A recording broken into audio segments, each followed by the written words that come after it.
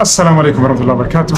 بروفتي أصبر عندك سنة بكم جدا كأني ربي سلم دبين سودوتي والكبتة وام باي الله سنة جرا وام باي الله دي مجلسي كوبيتنجا موجودون بسودوتي في مسلو برتة سودو جالته جول كبتة جرا دبين سنة كجمر رمجت كرتة وام برا دي مجرا موجودونس سلا كرتة كول فودان كمرتسو كمان دي بيني كرتة كموني بجاكا فتاني كان اللي كرتة فيديو سنورا مرة تورة kuma dhibba jaha fi waan biraallee gartee hidhatachuu kaasaa miciyyoodha jedhanii manguddoon gaafate Sayidoon gartee akka fuudhamu hin murteessineef jechuudha. Quba qabdanii kana wal qabate Sayidoonis gartee asitti rakkina hamaa keessa jira. Miciyyoon ammoo ayyuun ammoo deebitee ani yoo gartee Sayidoon na hin fuune ifin ajjeesaa yookaan ammoo jiraachuu yookaan gartee if ajjeesuu gartee murteessitee turte jechuudha. Ammallee deebitee lammaffaa kana dura qoricha dhugdee ammallee deebitee qoricha dhugdee jechuudha. Miciyyoon tun ammoo Sayidoon yoo na hin fuune ani jireenya kiyya gartee hin jiru waan jiru lammaffaa deebitee ammallee qoricha dhugdee jechuudha. Kana wal qabatee maatiinis ammallee yaaddoo hamaa keessa jiranii ammallee akkuma gartee yoo gartee Sayidoo jala galtee ilaaltan qoricha lammaffaa dhugdee mana yaalaa jirti jechuudha. Sumayyaanis gartee akka gartee Sayidoon gartee hin fuune dhiibbaa hedduudha godhaa jirti. Ammaan tan ammoo dirqama ta'uudhaaf waan jiru na fakkaata jechuudha. Miciyyoon tun gartee anis gama kiyyaan akka nama tokkotti Sayidoon akka fuudhu itti himin ture gorseen ture garuu hin danda'amne manguddoon ammoo akka hin fuune isaan gidduu murteessitee maallaqa gaafate jechuudha. Miciyyoon ammoo deebitee qoricha dhugdee ammallee qoricha dhugdee kana nuti gaa mataan nooreeree jira beektaa dhugatti mataan nooreeree jira. Sayidoon ammoo ammaan tana yaaddoo hamaa keessa jira jechuudha. Mana yaalaa wajjin jira dhugatti dubbii Michiyyoo tana yoo gartee namni nama jaalatu hundinuu gartee haaluma kanaan namni gartee nama jaalatu hundi jechuudha. Yoo haaluma isii kanaan yoo gartee lubbuu ifiirra rakkina fageessu ta'e dhugumatti gadda guddaadha jechuudha waan ajaa'ibaati. Ani gartee ayyuun gartee hangana gartee Sayidoo jaalatti jee hin amanne jechuudha dhugatti. Hangana gartee hangana takka Sayidoo jaalatti jee hin amanne jechuudha. Ani kana dura Sayidoon gartee akka Miciyyoon dhiisu kifiifuu gartee gama keessaa jechuudha. Gama keessaatiin Sayidoo dhiibbara godhan ture. Aboo Miciyyoon tun gartee dhiisi ilmaan qabda jaartii qabda hin taatu Miciyyoon tuni. Miciyyoon tun gartee firishiidha.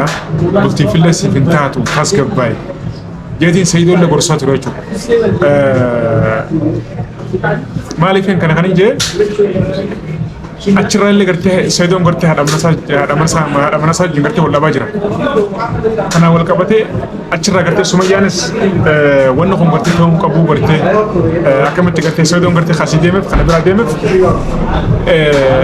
biyya namatti gartee laffaa jira achi deemee gartee waan takka gartee kan osoo Yuusufiin gartee wal taanee wal mari'annee achi gartee argee inni waan biraa keessa jira wanna kun gartee ta'uu qabu waan gartee amma deemaa jiru tana biyyoon gartee akka hin fuune jetteeti isinis keessan waan baay'ee gartee itti hima turte. Anis kana wal qabatee Sayidoon gartee akka hin fuune dhugaadha akka saayibatti kobbaleessatti dhorkan ture. Sayidoo wanna kun gartee siif gaarii miti. Ati haajaan dhuftee dhimma dhufteef xumuri malee waan kana itti seeniin jeenis dhiibbara godhan ture.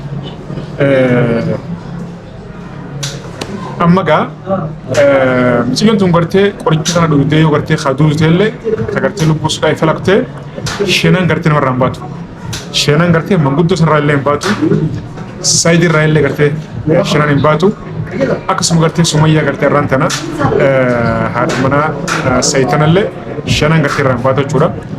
Miciyyoon tun gartee taraa lammaffaa lubbuu sudhaa gartee if galaafachuudhaaf itti jirti. Amma kun qoricha lammaffaa dhugdee mana yaalaa galtee jirti. Hundaaf fura gaafa jisu rabbiin gartee mana yaalaa rabbi haa baasu. Rabbi mana yaalaa irraa haa baasu.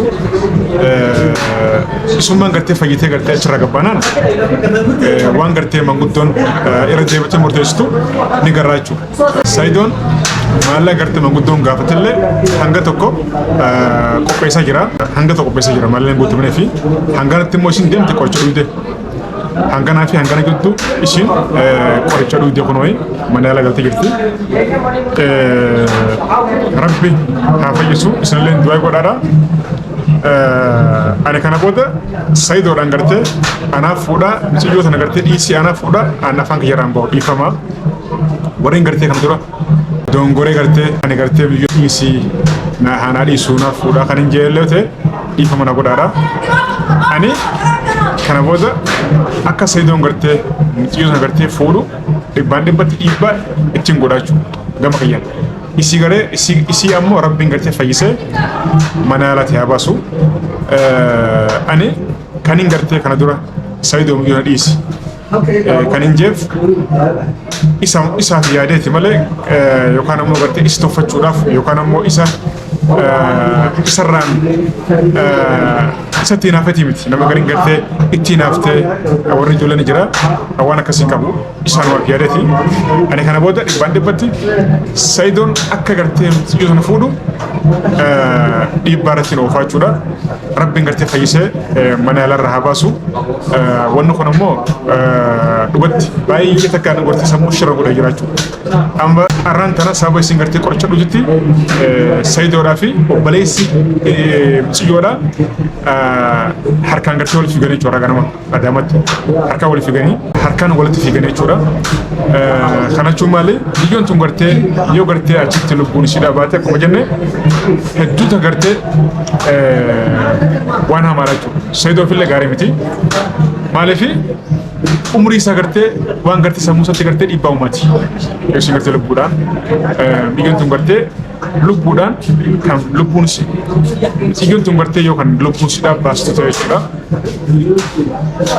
Walumaa galatti Rabbiin gartee haa fayyisu du'aa godhaadhaa fi fayyisee gartee yoo gartee kan fuudhate illee Rabbiin gartee manguddoo illee gartee garaa laafisee ijoollee tana gartee akka gartee walitti dhufan Rabbi haa godhu isin jaani galatoomaa ulfaadhaadha. Du'aa godhaafi bannaatti du'aa godhaafi. Mucayyoon haala hamaa keessa jirti. Sayidoonis haala hamaa keessa jira. Du'aa godhaafi isin jaa galatoomaa ulfaadhaadha. Viidiyoo kanallee laayik share godhaa. Rabbiin gartee haa fayyisu. Assalaamu alaikum.